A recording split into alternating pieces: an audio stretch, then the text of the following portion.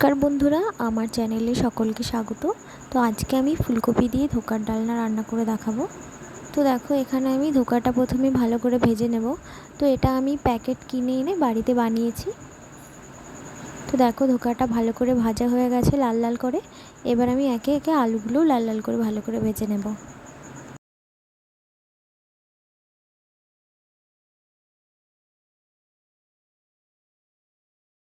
আলুগুলোও ভালো করে ভাজা হয়ে গেছে, তুলে নিয়ে এবার আমি ফুলকপিগুলোও ভালো করে ভেজে নেব।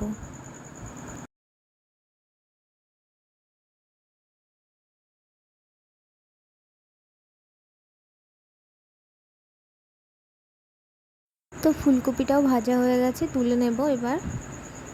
তো ওই তেলেই দিয়ে দেব জিরে আর তেজপাতা ফোড়ন। তো এবার একসঙ্গে বেটে রাখা মশলাটা দিয়ে দেব। আদা, পেঁয়াজ, রসুন সব একসঙ্গেই বেটে রাখা আছে। তো ওই মশলাটা দিয়ে ভালো করে কষিয়ে নেব মশলাটা।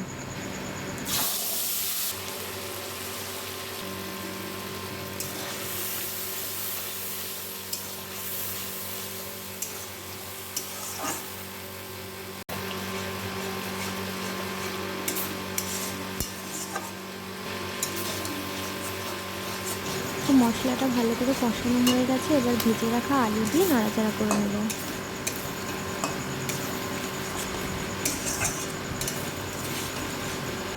তো এরপর দিয়ে দেবো ভেজে রাখা ফুলকপিগুলো। তো এটা দিয়ে কিছুক্ষণ কষিয়ে নেব।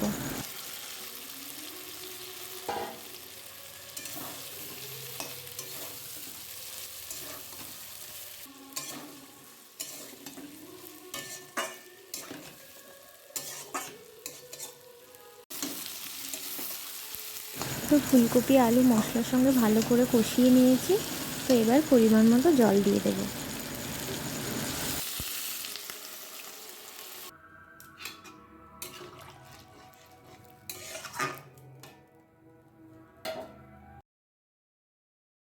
জলটা ফুটে উঠেছে, এবার আমি এটা 10 মিনিটের জন্য ঢাকা দিয়ে রেখে দেব। তো 10 মিনিট পর ঢাকাটা খুলে একটু ভালো করে নাড়াচাড়া করে নেব, আর দেখব আলু ফুলকপিটা সেদ্ধ হয়েছে কিনা। ফুলকপিটাও মোটামুটি সেদ্ধ হয়ে গেছে। তো এবার আমি ধোকাগুলো দিয়ে দেবো ভেজে রাখা।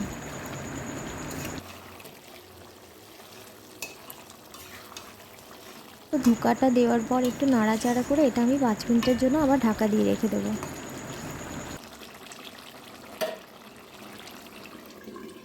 5 মিনিট পর আমি ঢাকাটা খুলে নিলাম। তো ফুলকপি ধোকার ডালনাটা রেডি হয়ে গেছে। এবার উপর থেকে একটু গুঁড়ো গরম মশলা দিয়ে নাড়াচাড়া করে নামিয়ে নেব।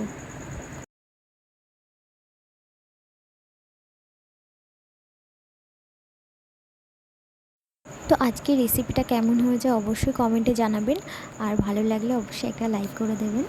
তো দেখা হচ্ছে আবার নেক্সট ভিডিওতে।